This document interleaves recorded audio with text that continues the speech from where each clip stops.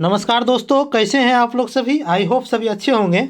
आज हम लोग साइंस का सेट नंबर 111 को करेंगे। उससे पहले जो भी चैनल को सब्सक्राइब नहीं किए हैं वो चैनल को सब्सक्राइब कर लें तथा वीडियो को ज़्यादा से ज़्यादा शेयर कर दें।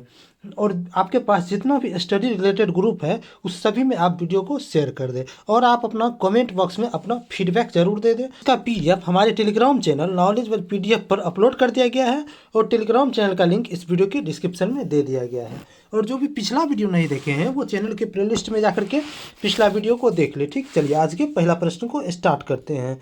देखिए, आज का पहला प्रश्न है कि निम्नलिखित तत्वों में से कौन सर्वाधिक जो है ये यौगिक निर्माण करता है। ठीक ना, यानी कि इस समय तत्व कौन है जो कि सर्वाधिक यौगिक निर्माण करेगा। ठीक ना, ये किसी के साथ में ज़्यादा बंधन बना लेता है। ठीक ना, और देखिए ये कौन सा यौगिक होता है, ये कौन सा होता है तत्व, तो ये होता है आपको कार्बन होता है। ठीक ना, ये कार्बन में ऐसा गुण होता है। ठीक, तो इसका उत्तर क्या हो जाएगा, ऑप्शन नंबर बी हो जाएगा कार्बन। ठीक ना, देखिए कार्बन में जो है ना ज़्यादा ये चेन बनाता है। ठीक ना, इसी कारण से जो है ज़्यादा यौगिक भी बना लेता है। ठीक ना, और कार्बन का संयोजकता पूछेगा तो कितना होता है, तो 4 होता है कार्बन का संयोजकता। ठीक, चलिए अगला प्रश्न है कि रडार रडार उपयोग में आता है। देखिए रडार जो होता है वो उपयोग में किस चीज़ के उपयोग में ये लाया जाता है। देखिए रडार, सबसे पहले देखिए रडार का फुल फॉर्म क्या होता है। देखिए रडार क्या होता है, देखिए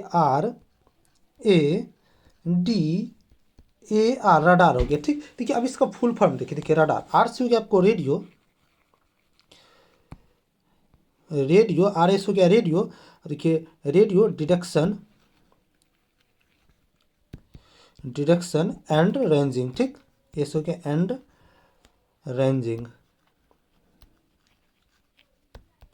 ये क्या हो गया आपको, तो ये आपको हो गया रडार का फुल फॉर्म हो गया। ठीक ना, देखिए रडार जो आप होता है इसमें जो आपको सूक्ष्म तरंग का प्रयोग किया जाता है। ठीक ना, इसमें सूक्ष्म तरंग का प्रयोग किया जाता है। और ये किस लिए प्रयोग किया जाता है रडार का, तो ये कोई भी वस्तु है अगर स्थित दूर में तो उसको है ना खोजने के लिए किया जाता है। ठीक ना, तो देखिए किस ऑप्शन में ये दिया हुआ है, देखिए ऑप्शन नंबर सी में जो है कि रेडियो तरंगों द्वारा। देखिए जो सूक्ष्म तरंग जो रहता है तो कौन सा तरंग होता है, तो वो रेडियो तरंग होता है। ठीक ना, तो रेडियो तरंगों द्वारा वस्तुओं की स्थिति ज्ञात करने, मतलब क्या कहाँ पर वो वस्तु है, तो ये स्थिति ज्ञात करना मतलब क्या, उसको खोजना ही हुआ। ठीक, तो इसका उत्तर क्या हो जाएगा, ऑप्शन नंबर सी हो जाएगा। ठीक, चलिए अगला प्रश्न है कि निम्नलिखित में से किसे 1500 डिग्री सेल्सियस से अधिक ताप मापने हेतु प्रयोग में लाया जाता है। ठीक है, देखिए पायरोमीटर जो होता है ये जो है आपको ये 800 डिग्री सेल्सियस से ऊपर के तापमान को मापता है। ठीक नहीं, यहाँ 1500 डिग्री सेल्सियस दिया है तो इसका मतलब क्या हुआ कि 800 डिग्री सेल्सियस से ये ऊपर है तो इसका मापन कौन करेगा, तो पायरोमीटर करेगा। ठीक, तो इसका उत्तर क्या जाएगा, ऑप्शन नंबर डी हो जाएगा। ठीक, अगला प्रश्न है कि अंतरिक्ष यात्री निर्वात में सीधे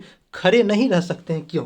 देखिए सबसे पहले समझिए कि हम लोग जो पृथ्वी पर खड़ा रह पाते हैं सीधा, तो वो किस कारण से खड़ा रह पाते हैं। ठीक, देखिए जैसे यहाँ हम खड़ा है, ठीक, ये कोई व्यक्ति खड़ा है, ठीक, तो ये किस कारण से खड़ा है, देखिए इस पर जो है पृथ्वी द्वारा एक गुरुत्व बल लगाया जा रहा है। ठीक ना, तो गुरुत्व बल जो लगाया जा रहा है तो इसी कारण से ये खड़ा रहता है। ठीक ना, अब देखिए जब निर्वात में चले जाते हैं तो वहाँ पर जो है ना आपको गुरुत्व बल क्या होता है, आपको नहीं होता है। ठीक, वहाँ पर गुरुत्व बल क्या होता है, आपको शून्य हो जाता है। वहाँ पर जी का मान क्या होता है, शून्य हो जाता है। तो वहाँ जी का मान जब शून्य हो गया तो उस पर गुरुत्व बल लगेगा ही नहीं, तो वो सीधा खड़ा कैसे रह पाएगा। ठीक, तो इसका उत्तर क्या जाएगा, क्यों नहीं रह सकता है, जो आपको गुरुत्व नहीं रहता है वहाँ पर अंतरिक्ष में, इसी कारण से वो नहीं रह सकता है। ठीक, तो इसका उत्तर ऑप्शन नंबर ए हो जाएगा। ठीक, चलिए अगला प्रश्न है कि क्यूसेक से क्या मापा है। देखिए क्यूसेक जो है आपको जल के बहाव की दर को मापा जाता है। जल जो है कितना स्पीड से बढ़ रहा है नहीं बढ़ रहा है वो इस चीज़ को ये मापा जाता है। ठीक है, तो इसका उत्तर क्या जाएगा, जल के बहाव को मापा जाता है। देखिए क्यूसेक को जो है ना एक और इसे नाम से जाना जाता है। देखिए इसे कहा जाता है आपको क्यूबिक फीट पर सेकेंड। ठीक है, ये क्यूबिक फीट जो है पर सेकेंड, ये भी जो है ना आपको जल के बहाव मापने का ही इकाई है। ठीक, चलिए अगला प्रश्न है कि कथन ए और कथन आर दिया हुआ है। देखिए कथन ए में क्या कहा है कि एक छड़ी को जल में तिरछी स्थिति में डुबाया जाता है। ठीक ना, तो जल है, जल में हम तिरछी स्थिति में एक छड़ी को डुबा दिए। ठीक, यदि बगल से देखा जाए तो छड़ी छोटी और जल की सतह पर झुकी प्रतीत होती है। ठीक है, बगल से हम देखेंगे तो छड़ी क्या होगा, ये छोटा दिखाई देगा। ठीक ना, और जल की सतह पर क्या होगा, झुकी हुई प्रतीत, हाँ दिखाई देता है। ऐसा किस कारण से दिखाई देता है, तो ऐसा जो है ना आपको प्रकाश के अपवर्तन के कारण दिखाई। देखिए अंदर में जो जल में है ये डूबा हुआ, तो जल क्या हो गया, वायु की अपेक्षा ये सघन हो गया। ठीक है, ये देखिए सघन से जब प्रकाश विरल माता है क्या होता है आपको, तो यह अभिलंब से जो है ना आपको दूर भाग जाता है कि सघन से विलंब है तो अभिलंब से दूर भागेगा, इसी कारण से वहाँ पर टेढ़ा दिखता है, ठीक ना। ये क्या हुआ कि ये सही है, ठीक ना। कथन ये क्या हो गया आपको सही हो गया, ठीक। अब देखिए कथन आर, कारण आर को देखते हैं। उसमें कहा है कि छड़ी से आने वाला प्रकाश जल के अणुओं से प्रकीर्णित होकर छड़ी को छोटी एवं झुकी होने का आभास देती है। अभी तुरंत बताए थे कि ये जल से जो आती है प्रकाश, ये प्रकीर्णित नहीं होती, आपको क्या होता है तो ये अपवर्तित हो जाती है, ठीक ना। जो प्रकीर्णित नहीं होगा इस मतलब क्या हो गया कि आर गलत है, ठीक। तो आर गलत हो गया तो क्या हो जाएगा, ए सही है और आर गलत है, ठीक। तो ये किस ऑप्शन में दिया हुआ है कि ऑप्शन नंबर सी में दिया हुआ है, ए गलत है। अब परंतु आर क्या है आपको मतलब सॉरी ए सही है और आर गलत है, ठीक। चलिए अगला प्रश्न है कि दोपहर के 12 बजे किस दिशा में इंद्रधनुष दिखाई देता है, ठीक ना। देखिए सबसे पहले समझिए कि इंद्रधनुष बनता कब है। देखिए जो इंद्रधनुष बनेगा तो वो बनता है हमेशा जो नहीं सूर्य के विपरीत दिशा में बनता है, ठीक ना। जैसे अभी सूर्य पूरब में है यानी कि सुबह के समय है, तो सुबह के समय अगर इंद्रधनुष बनेगा तो इंद्रधनुष कहाँ पर बनेगा तो पश्चिम में बनेगा, ठीक ना। यानी कि हमेशा ये सूर्य के विपरीत दिशा में बनेगा, ठीक ना। और शाम के मौसम में बनेगा तो ये बन जाएगा आपको पूरब में, ठीक। लेकिन जब देखिए और ये बनता कैसे, देखिए जब होता है ना पानी का बूंद वायुमंडल में, जब वर्षा का मौसम रहता है उसी के टाइम ये बनता है, ठीक है। तो पानी का बूंद रहता है ना, इसी के जो है ना अपवर्तन और परावर्तन के कारण ये बनता है, ठीक है। जब देखिए 12 बज रहा है तो इसका मतलब क्या है कि सूर्य ऊपर है, तो ऊपर से जब प्रकाश नीचे आता है तो ये जो है ना पानी पर नहीं पड़ पाता उतने अच्छे से, ठीक है। इसी कारण से ये नहीं बन पाता है, ठीक है। इसका मतलब क्या होगा कि 12 बजे दिन में जो है ना हम इंद्रधनुष को नहीं देख सकते, ठीक। तो इसका उत्तर क्या हो जाएगा ऑप्शन नंबर डी हो जाएगा, ठीक। चलिए अगला प्रश्न है कि कथन ए और कथन आर दिया हुआ है। देखिए कथन ए में कहा है कि कृष्ण छिद्र एक ऐसा खगोलीय अस्तित्व है जिसे दूरबीन से नहीं देखा जा सकता। सबसे पहले समझिए कि कृष्ण छिद्र किसे कहा जाता है। देखिए कृष्ण छिद्र जो होता है इसे ब्लैक होल कहते हैं, ठीक है ना। ये ब्लैक होल जो है बहुत ही सघन क्षेत्र है, ठीक है ना। इसका घनत्व तो बहुत अधिक होता है, ठीक है ना। ये किसी भी चीज़ को अपनी ओर आकर्षित कर लेता है, ठीक। यहाँ तक कि वो प्रकाश को भी नहीं छोड़ता है, उसको भी आकर्षित कर लेता है, ठीक ना। तो ये क्या हो गया कि ये खगोलीय अस्तित्व है जिसे कि दूरबीन से नहीं देखा जाता हूँ, तो ये दूरबीन से हम तो नहीं देख पाएंगे, तो ये सही हो गया, ठीक। अब देखिए कारण आर का है कि कृष्ण छिद्र पर गुरुत्वीय क्षेत्र इतना प्रबल होता है कि यह प्रकाश को भी बच निकलने नहीं देता है, ठीक नहीं। मतलब क्या कि अभी तुरंत पता है कि यहाँ पर गुरुत्वीय क्षेत्र इतना मजबूत होगा, ये जो है प्रकाश को अपनी ओर अवशोषित कर लेगा और परावर्तित तो होने ही नहीं देगा, तो हमें दिखेगा कैसे, ठीक है। कोई भी चीज़ जैसे दिखता है तो वो प्रकाश के परावर्तन के कारण नहीं दिखता है, तो प्रकाश का इस पर परावर्तन होएगा ही नहीं, तो ये दिखेगा कैसे, ठीक है। मतलब क्या हुआ कि ए भी सही है और आर भी सही है, और आर जो है ना ए का सही व्याख्या भी कर रहा है, ठीक। तो इसका उत्तर क्या हो जाएगा ऑप्शन नंबर ए हो जाएगा, ठीक नहीं। ए और आर दोनों सही है और आर ए की सही स्पष्टीकरण है, ठीक। चलिए अगला प्रश्न है कि जब पानी में नमक मिलाया जाता है तो उनमें से क्या परिवर्तन होता है। देखिए पानी में जब नमक मिलाते हैं तो उसका क्वथनांक क्या होता है कि क्वथनांक आपको बढ़ जाता है, ठीक ना। और क्या होता है उसका गलनांक क्या होता है आपको घट जाता है, कि जमा बिंदु क्या हो जाएगा आपको घट जाएगा, ठीक ना। तो इसी कारण देखिए जब देखिए अंडा को उबाला जाता है, चाहे कोई भी चीज़ को उबाला जाता है, तो उसमें जो कहा जाता है कि थोड़ा सा नमक डाल दिया जाए, ठीक ना। तो नमक डाल दिया जाता है तो क्या होता है उसका क्वथनांक बढ़ जाता है। इसका मतलब क्या हो कि वो बहुत देर के बाद उबलेगा तो उस पर जो है ना आपको ज़्यादा देर उसमें लगेगा तो क्या हो जाएगा वो पक जाएगा, ठीक। मतलब जल्दी पक जाएगा, ठीक। इसका उत्तर क्या हो जाएगा ऑप्शन नंबर ए हो जाएगा। क्वथनांक बढ़ता है और जवाब बिंदु क्या हो जाता है घट जाता है, ठीक। चलिए अगला प्रश्न है कि हवा में लोहे और लकड़ी की समान भार की गेंद को समान ऊंचाई से गिराने पर क्या होगा, ठीक। देखिए हवा में यहाँ बोला है, ठीक ना। देखिए हवा में देखिए एक समान ऊंचाई है, ठीक। इस समान ऊंचाई से क्या किसको गिराया जा रहा है, एक लोहे का और एक लकड़ी का, ठीक। देखिए लोहा, एक लोहा का गेंद है और एक लकड़ी का गेंद है, ठीक है। देखिए लोहा का घनत्व जो होता है ये लकड़ी से अधिक होता है, ठीक ना। देखिए हवा में क्या होता है कि जिसका घनत्व अधिक होगा ना तो वो पहले गिरेगा, ठीक ना। क्योंकि देखिए हवा में जो है कुछ ना कुछ विरोध होते रहता है, ठीक ना। जिसका घनत्व अधिक होता है उस पर कम विरोध कर पाता है हवा, ठीक ना। लेकिन जिसमें घनत्व कम होता है तो वो क्या होता है आपको अधिक विरोध कर लेता है, ठीक ना। तो हवा जो है उसका अधिक विरोध कर लेता है, तो इस कारण क्या होगा इसमें लोहा का जो है ना पहले गिर जाएगा और लकड़ी का ये टुकड़ा बाद में गिरेगा, ठीक ना। अगर इसी में पूछता कि जब ये निर्वात में होगा तो ये दोनों साथ गिरता, ठीक ना। वहाँ पर देखिए कोई विरोध तो है ही नहीं, तो क्या हो जाएगा दोनों साथ गिर जाएगा, ठीक है। तो हमसे क्या पूछा है गेंद के समान ऊंचाई से गिराने पर क्या होगा। देखिए लकड़ी के गेंद जो है ना बाद में गिरेगी और लोहा का पहले गिर जाएगा। देखिए किस ऑप्शन में दिया है, ऑप्शन नंबर सी में दिया हुआ है लकड़ी की गेंद बाद में गिरेगी, ठीक।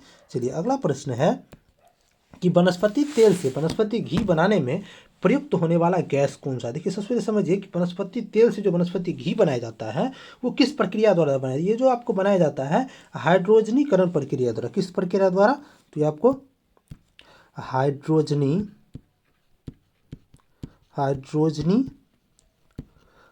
प्रतिक्रिया। देखिए हाइड्रोजनीकरण प्रतिक्रिया में क्या किया जाता है कि जो वनस्पति तेल है, देखिए वनस्पति तेल ये वनस्पति तेल में जो है ना आपको हाइड्रोजन गैस को मिलाया जाता है, और किसके उपस्थिति में, तो ये आपको निकेल को उपस्थिति में, ठीक है। यहाँ निकेल क्या कर रहा है, तो ये उत्प्रेरक का काम कर रहा है, ठीक है। और कितना डिग्री सेल्सियस पर, तो ये 150 से लेकर के 180 डिग्री सेल्सियस पर जब किया जाता है, इसको टेम्परेचर दिया जाता है निकेल की उपस्थिति में, ये क्या बना लेता है, तो ये वनस्पति घी बना लेता है, ठीक है। तो क्या हुआ कि प्रयुक्त होने वाला गैस कौन है, तो गैस हाइड्रोजन है, तो इसका उत्तर क्या ऑप्शन नंबर ए हो जाएगा, ठीक है। अगर पूछता कि उत्प्रेरक के रूप में कौन प्रयोग हुआ, तो निकेल हो जाता। अगर पूछता कितना टेम्परेचर दिया जाता है, तो 150 से 180 डिग्री दिया जाता है, ठीक।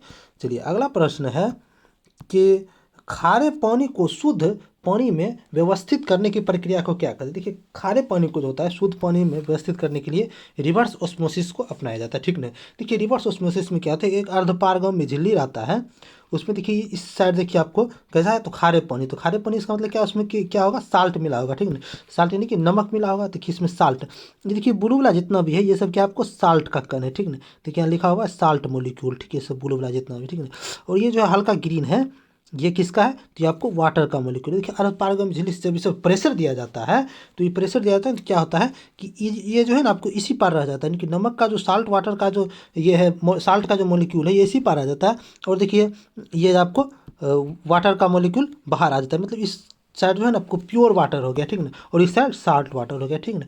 यही आपको क्या है, उत्क्रम परासरण, जिसे इंग्लिश में क्या कहते हैं, रिवर्स ऑस्मोसिस कहते हैं, ठीक।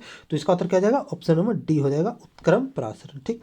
चलिए अगला प्रश्न है कि हैवी वाटर में क्या होता है, देखिए वाटर सिंपल वाटर क्या होता है, देखिए सिंपल वाटर में देखिए H2O रहता है, ठीक है, H2O मतलब हाइड्रोजन और ऑक्सीजन का संयोग रहता है, ठीक ना। लेकिन जब हैवी वाटर कहते हैं तो उसमें क्या होता है, देखिए हाइड्रोजन का ही अपरूप है एक ड्यूटेरियम, ठीक ना, तो उसमें जो है ना ड्यूटेरियम को मिला दिया जाता है, ये क्या होता है D2O जो होता है ये आपको हैवी वाटर का है, इसमें क्या किया गया है कि हाइड्रोजन का स्थान पर क्या को मिला दिया गया, तो ड्यूटेरियम को मिलाया गया, तो यही हो गया आपको हैवी वाटर, तो इसका उत्तर क्या जाएगा, ऑप्शन नंबर बी हो जाएगा, हाइड्रोजन के स्थान पर ड्यूटेरियम होता है, ठीक ना। अब देखिए ड्यूटेरियम जो होता है ये कैसा, इसका प्रकृति कैसा होता है, तो ये आपको रंगहीन होता है, रंगहीन, गंधहीन, इसमें गंध भी नहीं होता है, ठीक ना, गंधहीन, तथा ये स्वादहीन, इसमें स्वाद भी नहीं होता है, ठीक ना, स्वादहीन। और इसका हिमांक जो होता है वे जो सामान्य जल जो है H2O इससे जो है थोड़ा अधिक होता है इसका हिमांक, ठीक। चलिए अगला प्रश्न है कि मानव शरीर का भार होता है, देखिए मानव शरीर का भार कहाँ पर क्या होता है, ठीक है। सबसे पहले समझिए कि मानव शरीर का भार निर्भर किस किस पर करता है, देखिए भार जो होता है इसको W से डिनोट किया जाता है, ठीक है ना। देखिए W बराबर फॉर्मूला होता है mg, ठीक ना। तो किस पर निर्भर किया, तो ये जो है आपको द्रव्यमान और गुरुत्वाकर्षण पर निर्भर करता है। देखिए द्रव्यमान कोई वस्तु का जो है ना सब जगह सेम रहता है, द्रव्यमान जो है ना कहीं पर चेंज नहीं होता है, ठीक ना। इसका मतलब क्या होगा कि द्रव्यमान तो स्थिर रहेगा, ठीक। तो द्रव्यमान स्थिर जब है तो ये मुख्य रूप से किस पर निर्भर करेगा, तो ये मुख्य रूप से गुरुत्वाकर्षण पर निर्भर करेगा, स्मॉल जी पर, ठीक ना। देखिए मानव शरीर कहाँ पर, पृथ्वी पर रहता है, ठीक। देखिए पृथ्वी पर देखिए क्या होता है, कहाँ पर क्या रहता है जी का मान, देखिए ये है आपको विषुवत रेखा, ठीक ना। तो ये विषुवत रेखा जो देखिए विषुवत रेखा से ये है आपको उत्तरी ध्रुव, यानी कि आपको नॉर्थ पोल, ये नीचे वाला है आपको साउथ पोल, यानी ठीक। देखिए जब हम विषुवत रेखा से नॉर्थ पोल की ओर बढ़ते हैं तो क्या होता है आपको, तो इसमें जो है ना आपको गुरुत्वाकर्षण का मान जी का मान क्या होता है आपको बढ़ता है, ठीक ना। नॉर्थ पोल नहीं कि दोनों ध्रुव की ओर बढ़ेंगे तो क्या होगा, जी का मान बढ़ेगा, ठीक ना। और जब हम पोल पर से यानी कि ध्रुव से जब हम विषुवत रेखा की ओर जाएंगे तो वहाँ पर जी का मान क्या हो जाएगा आपको घटता है, ठीक ना।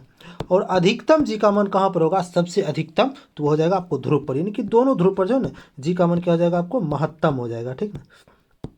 तो जी का मान महत्तम हो गया, मतलब सबसे ज़्यादा वहाँ पर जी का मान है, तो इसका मतलब क्या हो गया कि यहाँ पर जो है सबसे ज़्यादा भार भी हो जाएगा, क्योंकि देखिए जी जो इसका मल्टीपल है तो इसमें गुना करेंगे, जितना ज़्यादा से गुना करेंगे तो उतना ज़्यादा ही ना आएगा, ठीक ना। तो ये क्या हो जाएगा, तो वहाँ पर भी भार अधिकतम हो जाएगा, यानी कि ध्रुवों पर जो है ना शरीर का भार अधिक हो जाएगा, ठीक। तो इसका उत्तर क्या हो जाएगा, ऑप्शन नंबर ए हो जाएगा, ध्रुवों पर अधिकतम, ठीक। चलिए अगला प्रश्न है कि हास्य गैस क्या है, ठीक ना। देखिए हास्य गैस वैसी गैस है जब देखिए उस गैस को छोड़ दिया जाता है तो आदमी हंसने लगता है, ठीक ना। उसमें जो है अपने आप हंसी निकलने लगता है, ठीक ना। उसे हम हास्य गैस कहते हैं, कि हास्य गैस के रूप में प्रयोग किया जाता है आपको, तो नाइट्रस ऑक्साइड का प्रयोग करते हैं, ठीक ना। तो नाइट्रस ऑक्साइड क्या होता है, तो N2O को नाइट्रस ऑक्साइड कहते हैं, ठीक ना। तो इसका उत्तर क्या होगा, ऑप्शन नंबर बी हो जाएगा, नाइट्रस ऑक्साइड, ठीक है। देखिए जब इसे जो है ना आपको ऑपरेशन में यानी कि शल्य क्रियाओं में जो है इसको जो है निश्चेतक के रूप में प्रयोग किया जाता है, ठीक ना। तो इसको जो है ना हास्य गैस को निश्चेतक के रूप में भी प्रयोग किया जाता है, ठीक। चलिए अगला प्रश्न है कि जल गैस क्या है, ठीक ना। देखिए जल गैस एक होता है आपको जल गैस, एक होता है आपको प्रोड्यूसर गैस या वायु अंगार गैस, ठीक है। देखिए सबसे पहले समझिए जल गैस को, जल गैस। ठीक, देखिए जल गैस है तो जल से क्या निकलता है, भाप निकलता है, तो इसी को ही क्या कहा जाता है आपको, भाप अंगार गैस भी इसी को ही कहा जाता है, भाप अंगार गैस। ठीक, और एक दूसरा हम क्या बताए थे आपको, तो वायु अंगार गैस। ठीक,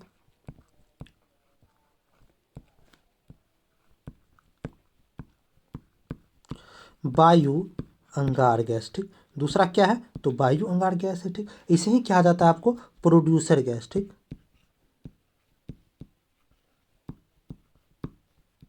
देखिए ये जो गैस दोनों है ये किस चीज़ का मिश्रण होता है, ठीक ना। देखिए दोनों में जो है आपको कार्बन मोनोऑक्साइड कॉमन है, ठीक है, नहीं कि दोनों में कार्बन मोनोऑक्साइड पाया जाएगा, ठीक ना।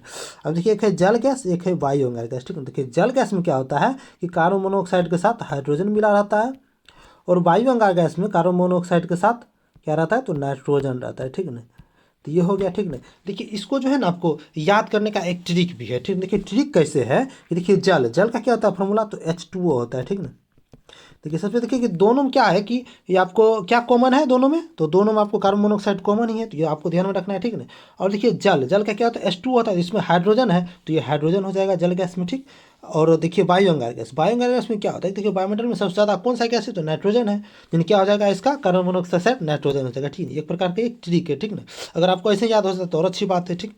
तो यहाँ हमसे किसके बारे में पूछा है, तो जल गैस, ठीक। तो जल गैस किसका इसका मिश्रण होता है, तो कार्बन मोनोऑक्साइड और हाइड्रोजन का मिश्रण होता है, ठीक। तो इसका उत्तर क्या हो जाएगा, ऑप्शन नंबर ए हो जाएगा, CO और H2, ठीक। चलिए अगला प्रश्न है कि निम्नलिखित में से कौन सा सामान्य ताप पर ठोस अवस्था में रहता है, ठीक है। देखिए सामान्य ताप पर जो है ठोस अवस्था में कौन रहता है, देखिए यहाँ ऑप्शन में क्या क्या दिया हुआ है, क्लोरीन है, फ्लोरीन है, ब्रोमीन है, आयोडीन। ये तो हम यहाँ देख क्या रहे हैं कि ये सारा कहाँ का तत्व है, तो ये सारा जो आपको हेलोजन वर्ग का तत्व है, ठीक है। हेलोजन वर्ग जो कितना वर्ग में पाया जाता है, ये आपको 17वें वर्ग में पाया जाता है, ठीक है, 17वां वर्ग में पाया जाता है, ठीक है। इसे ही 7th A कहा जाता है, इस वर्ग में पाया जाता है। देखिए इस वर्ग में कौन कौन पाया जाता है, देखिए इसमें पाया जाता है आपको fluorine, fluorine, chlorine, bromine, iodine और एस्टेटीन पाया जाता है, ठीक है। इसमें क्या पाया जाता है, ये सब चीज़ पाया जाता है, ठीक है।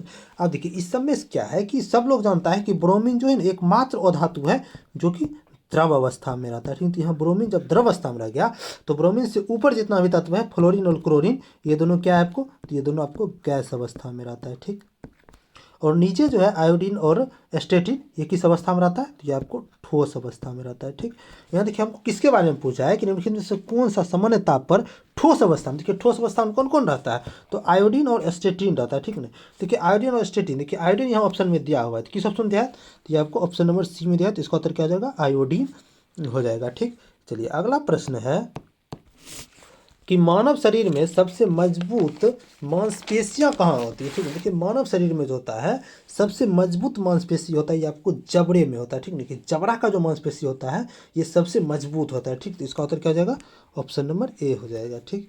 चलिए अगला प्रश्न है कि नीला थोथा रासायनिक रूप है किसका, ठीक है। देखिए नीला थोथा को इंग्लिश में कहा जाता है ब्लू विट्रियोल, ठीक। देखिए नीला थोथा जो है ये किसका यौगिक है, तो ये कॉपर और सल्फेट का यौगिक है, ठीक। नहीं क्या होगा कि ये कॉपर सल्फेट का यौगिक है, ठीक। तो इसका उत्तर क्या हो जाएगा, ऑप्शन नंबर C हो जाएगा, कॉपर सल्फेट का ये रासायनिक रूप है, ठीक है। देखिए इसका फार्मूला क्या होता है, तो इसका फार्मूला होता है आपको CuSO4 × 5H2O, ठीक है। देखिए इसमें कभी कभी पूछ लिया जाता है कि जो है होता है आपको ब्लू विट्रियोल, उसमें पानी का कितना अणु रहता है, तो पानी का कितना है, तो 5 अणु रहता है, ठीक। तो इसका उत्तर ऑप्शन नंबर C हो जाएगा, कॉपर सल्फेट, ठीक। चलिए अगला प्रश्न है कि कथन और कारण वाला का है, ठीक है। देखिए आजकल के एग्जाम में जो है ना कथन और कारण वाला क्वेश्चन ज़्यादा पूछने लगा है, ठीक है। ए में कहा है कि हमारे आहार में सभी प्रोटीन का पाचन केवल क्षुद्रांश में होता है, लेकिन क्षुद्रांश करने का मतलब क्या होगा कि ये छोटी आत्मक है, ठीक है। देखिए सबसे पहले देखिए प्रोटीन का पाचन कहाँ से शुरू होता है, यहाँ से क्या कहा है कि केवल क्षुद्रांश में, कि छोटी आंत में केवल प्रोटीन का पाचन होता है, तो नहीं ये गलत बात है, ठीक है।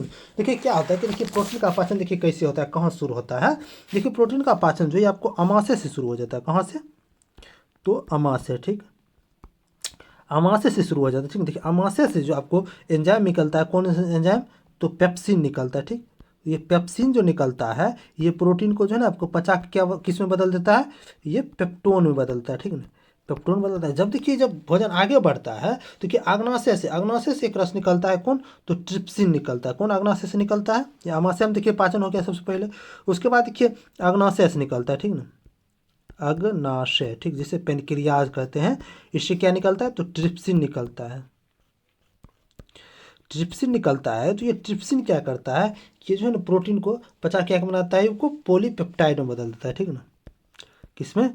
तो पॉलीपेप्टाइड में जब ये बदल दिया, उसके बाद ये जो है ना आपको छोटी आंत में जाता है, ठीक नहीं, क्षुद्रांश में जाता है। इसका मतलब क्या हुआ कि ये जो है ना प्रोटीन का पाचन जो है ना आपको अमाशय से ही शुरू हुआ है, क्षुद्रांश से शुरू नहीं होता है, ठीक ना। इसका मतलब कथन ए क्या है? गलत है, ठीक।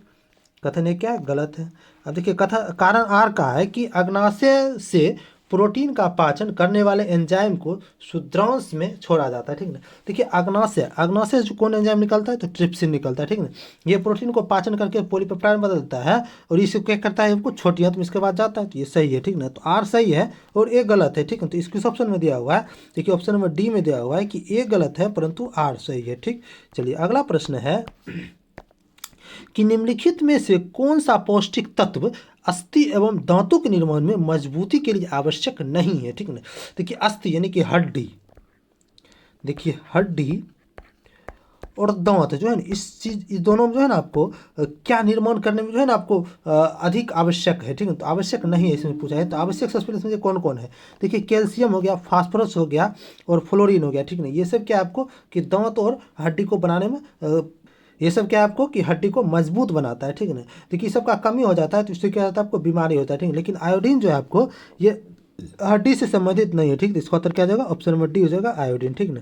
चलिए अगला प्रश्न है कि निम्नलिखित में से किस में विटामिन सी की मात्रा सर्वाधिक होती है, ठीक है। देखिए विटामिन सी जो है सामान्यतः ये खट्टे फलों में पाया जाता है, ठीक है ना। खट्टे और रेशेदार फलों में, खट्टे वाला जो होता है रेशेदार फल उसमें पाया जाता है, ठीक है। जैसे देखिए क्या क्या कौन कौन सा फल है? देखिए नींबू, संतरा, मौसम्मी हो गया, ये सब कैसा है? तो रेशेदार फल है, ठीक ना। मौसम्मी है, इस सब में जो है ना विटामिन सी समानतः पाया जाता है, ठीक है ना। लेकिन सबसे अधिक पूछेगा तो ये आपको आंवला में पाया जाता है, ठीक, आंवला में पाया जाता है, ठीक। लेकिन यहाँ देखिए ऑप्शन में देखिए क्या दिया हुआ है? देखिए गाजर दिया हुआ है, अमरूद दिया हुआ है, आम दिया हुआ है, संतरा दिया हुआ है, ठीक है ना। यहाँ देखिए आंवला ऑप्शन में नहीं है, ठीक है। लेकिन इस सब के अपेक्षा सबसे ज़्यादा किसमें पाया जाता है? तो संतरा में पाया जाता है, ठीक। तो इसका उत्तर क्या जाएगा?